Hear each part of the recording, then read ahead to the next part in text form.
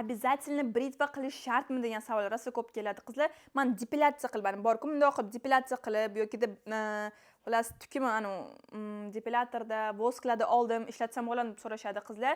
Yo'q qizlar.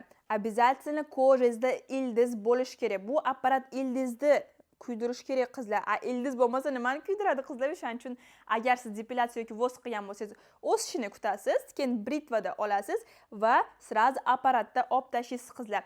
Iltimos, qo'rqmanglar, junlab ketaman, tuklarim qalinlashib ketadi deb qo'rqmanglar umuman. Chunki men aytayapman-ku, men oyog'imni britva qilardim qizlar. Men 5 yil davomida britva qilardim va juda qalinlashib ketgandi rostdan ham. No Apple apparat ishlatganimdan keyin уже mana qo'limdaqa tuklar bor-ku, почти shunaqa tuk bo'lib qoldi. Aytayapman-ku, bu yupqalashtirar ekan ham tuklarni. Har safar ishlatganingiz sari ildizga ta'sir qiladi va tuklaringiz o'zini rosa yupqalashtirib, slabый qilib qo'yadi. Ya'ni qalinlashib ketmaydi britva boshlaganlardan qizlar.